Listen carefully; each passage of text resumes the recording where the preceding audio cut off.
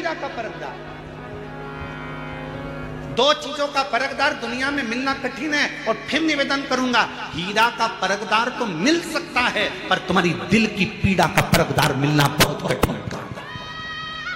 दुनिया का सबसे कठिन काम है जो पीड़ा को परख है। हीरा का परखदार फिर भी मिल सकता है, बता सकता है 50,000 का है, 1 लाख का है, 10 लाख का है, पर दिल की पीड़ा कौन समझे? दिल की पीड़ा को जो समझ जाए तो समझ लेना कि दुनिया का सबसे बड़ा जोहरी है जो अपनी पत्नी के दिल की पीड़ा को समझता है, पति के दिल की पीड़ा को समझती है, बच्चों के दिल की पीड़ा समझती है, सास के दिल की पीड़ा समझती है, सास बहू के दिल की पीड़ा समझती है, ससुर के दिल की पीड़ा समझती है, ससुर अपने बच्चों के दिल की पीड़ा समझता है। ये पीड़ा को समझने वाले बहुत कम मिलेंगे, उसको समझना बहुत कठिन।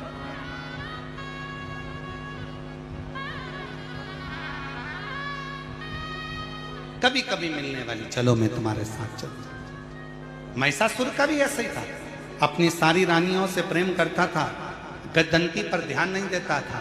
महिषासुर मर गया, प्राण जिस दिन छूटे, अंतिम संस्कार जिस दिन हुआ, उसके कुछ समय के बाद गजदंती को मालूम पड़ा कि मेरा गर्भ ठहरा हुआ है, मेरा गर्भ है। ये गजदंती को मालूम पड़ा। पति दिखता नहीं था, उसने तो शादी इसलिए करी थी गजदंती से क्योंकि वीर बड़ी थी। गजदंती का नियम था, जिस रास्ते से निकल कर जाती थी उस राह में अगर कोई विधर्मी भी खड़ा हुआ है तो उसके शरीर के तेज से वो जलकर भस्म हो जाता था।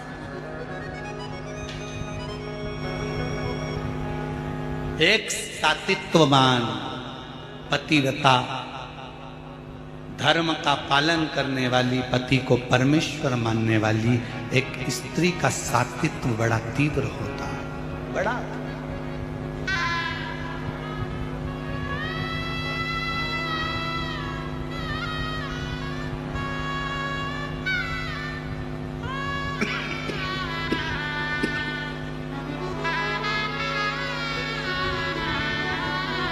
कितनी माताएं बैठी हैं जो अपने पति के रोज पांव छूती हैं।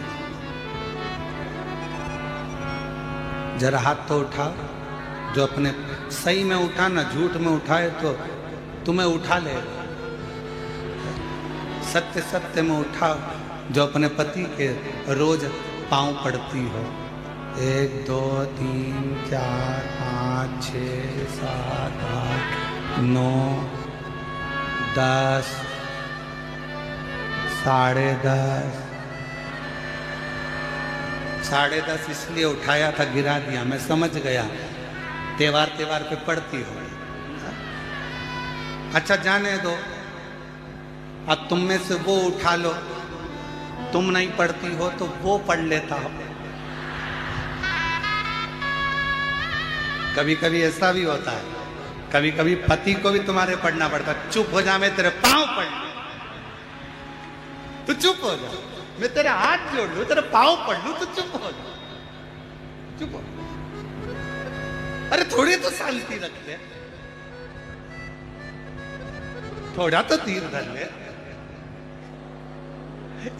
इस कथा में महाराज जी, महादेव महाराज जी, इसमें हमारे शंकर पार्वती की हमको बड़ी याद आती है। इस कथा में महादेव, हम आपको भी कहेंगे तुम भी शिव पार्वती ही हो, चलेगा। तो हमारे देवादिदेव महादेव पार्वती जी से कहते हैं, पार्वती तू जब असुरों को मारने के लिए जाती है, तू जब असुरों का संहार करने को जाती है ना, तो भगवान शिव कहते हैं पार्वती मेरा मन करता है कि मैं तुझे नमन करूं, क्योंकि तू दुष्टों का संहार करने के लिए जा।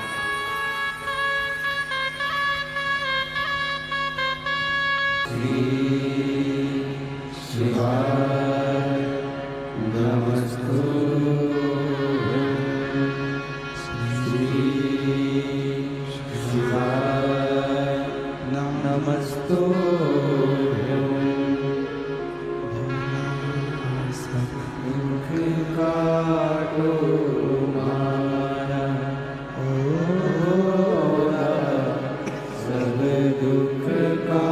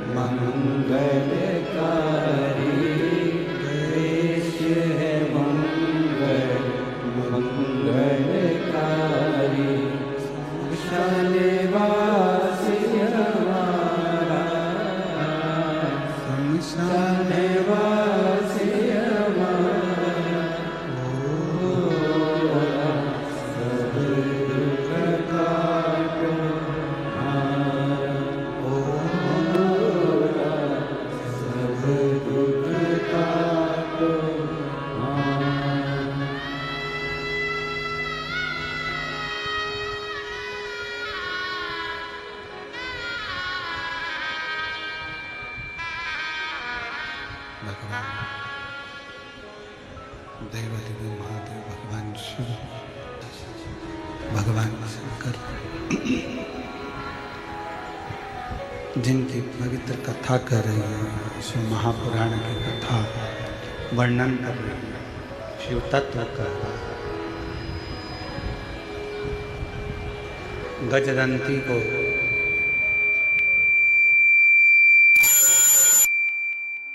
असुर देखता भी नहीं था और वो गजदंती अपने पति के जाने के बाद बहुत विलाप करती है। बहुत विलाप करा, रिटर्न नहीं आ रहा है। बहुत विलाप करा और गर्भस्थ बच्चा है। गजदंती की शिव भक्ति इतनी ज्यादा थी कि उस शिव भक्ति के कारण गजदंती ने अपने बच्चे को जन्म दिया। अभी कथा में कहा था आपको कि डिग्री बच्चों को दिलाओ, डॉक्टर भी बनाओ, इंजीनियर भी बनाओ, सब कुछ बनाओ, साथ में संस्कारवान होना जरूरी है।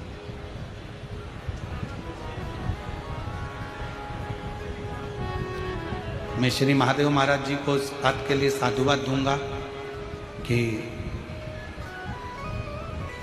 आपके बच्चे डॉक्टरी की पढ़ाई कर रहे हैं और एक नहीं तीनों, और शंकर जी की ऐसी कृपा, नीट एग्जाम क्लियर करना, MBBS करना, पढ़ाई करना, उसके साथ में संस्कारों से भी आपने अपने बच्चों को पोषित किया। और ये आज के समय के लिए दुनिया की सबसे बड़ी चुनौती है महाराज, कि आज की शिक्षा प्रणाली के साथ में अपने घरों के संस्कार बच्चों में होना जरूरी है।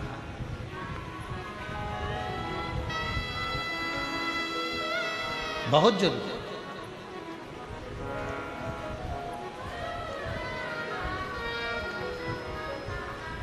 अपने कुल में, अपने घर में जो संस्कार हैं अपने बच्चों में, वो होना चाहिए। गजदंती शिव पर आश्रित रहती थी। महिषासुर की पत्नी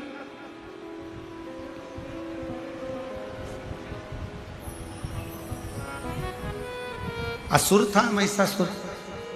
ऐसा नहीं है कि गजदंती भी असुर नहीं थी, गजदंती भी असुर थी। पर आपको कथा में कहा है, पहले भी कहा, आज फिर कहते हैं कि मेरे शंकर भगवान का कोई दुश्मन नहीं है। देवता भी उनके दोस्त हैं तो असुर भी उनके दोस्त हैं। मेरे शंकर भगवान के गंधर्व, अप्सरा, किन्नर, नाग, पशु, पक्षी, जानवर, जीव, जंतु, मनुष्य, जितने भी संसार में जो भी हैं, शिव का कोई द्रोही नहीं है। शंकर भगवान के सब अपने खुद के परिवार वाले लगते हैं, इसलिए शंकर उनको अपना एक अंग मानकर चलते। शिव का कोई द्रोही नहीं, शिव का कोई दुश्मन नहीं। एक बार शंकर भगवान से नाता तो जोड़ो। शिव जी से जिसने रिश्ता जोड़ा, मेरे ओघड़दानी ने उसका हाथ पकड़कर उसको मंजिल तक पहुंचाए। एक पत्र अच्छा है, देखिए। आपके प्रति भी नहीं था और ना आपकी कथा के प्रति, पर पहली बार टीवी पर आपकी कथा सुनी तो विश्वास जागृत हुआ कि दुनिया को इतना दिया है तो मेरा शंकर मुझे भी देगा। ये विश्वास रखकर मैं पशुपति व्रत करना चालू करी। पहले सोमवार को पूजन की सामग्री लेकर भगवान शंकर के दरबार में पहुंची। उसके पहले दिन जब मैं पूजा कर रही थी, मेरे पूजा के थाली में ना जाने कहां से एक बेलपत्र आ गया और एक कमलगट्टा आकर गिर गया। मैं समझ नहीं पाई। भगवान की पूजन करी, दिया लगाया, शाम को दीप लगाया, घर के दरवाजे पर दीप लगाया, सफेद आंकड़े की जड़ का प्रयोग करा। लोग कहते थे जब इसको 10 साल, 15 साल, 19 साल, 20 साल औलाद नहीं हुई तो अब क्या औलाद हो। दुनिया ताना देती थी गुरुदेव, अपशब्द करती थी। मुझे क्या पता था कि ये शिव महापुराण की कथा नहीं है गुरुदेव। मुझे तो लगता है मेरे शंकर भगवान दुनिया के दुख हरने के लिए संसार में आए हैं। मुझे लगा कि ये शिव पुराण की कथा में कुछ तो है। भगवान की कृपा हुई और बाबा की कृपा से 20 साल के बाद डॉक्टर भी आश्चर्य में है, मेरे घर में पुत्र रत्न की प्राप्ति हुई। मैं बाबा को प्रणाम करने के लिए यहाँ आई हूँ। बेटे का फोटो लगाया है।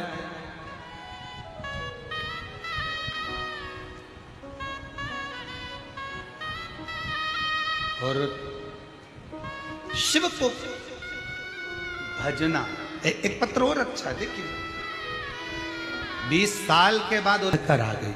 मुझे क्या पता था कि कुबेरेश्वर धाम दुखों को हरता है। कंकर शंकर पूजन कर कर वहां की मिट्टी को ले आई, कंकर ले आई, उस पर पानी चढ़ाती, शरीर पर लगाती। आज बाबा की कृपा से मेरे शरीर की पूरी सोरायसिस की बीमारी खत्म हो गई, जो 40 साल से मेरे शरीर में थी। मैं बाबा को यहाँ पर प्रणाम करने के लिए आई हूँ। बाबा की कृपा मुझ पर हुई है। शिव तत्व एक विश्वास के साथ, एक भरोसे के साथ, एक दृढ़ता के साथ तो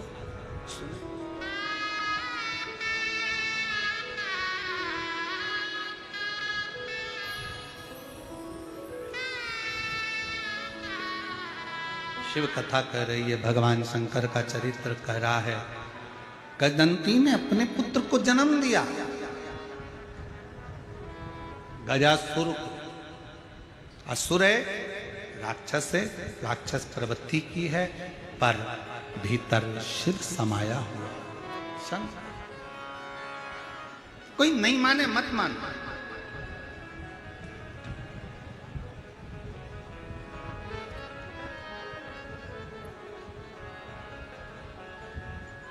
कई माताएं हम लोगों से कह देती हैं, हे गुरुजी मेरे घर के लोग मंदिर नहीं जाते, मैं अकेली जाती हूं। गुरुजी मेरी जेठानी तो शंकर जी को मानती नहीं, मैं अकेली मानती हूं। गुरुजी मैं अकेली मंदिर में जाकर एक लोटा जल चढ़ाती हूं, मैं अकेली मंदिर जाती हूं, मैं अकेली कथा में आती हूं, मेरे घर के लोग तो मानते ही नहीं है। मेरा निवेदन है जीजियों से, मेरे जीजाओं से, ये तुम्हारे मन से निकाल दो कि मैं अकेली भगवान का भजन करती हूँ। याद रखना 3 जगह पर अकेले ही जाना पड़ता है। पहले नंबर पर शमशान में अकेले ही जाना पड़ता है, दूसरे नंबर पर सिंहासन पर अकेले ही बैठना पड़ता है, और तीसरा अपनी मंजिल तक अकेले ही पहुंचना पड़ता है। सिंहासन, सत्ता और शमशान,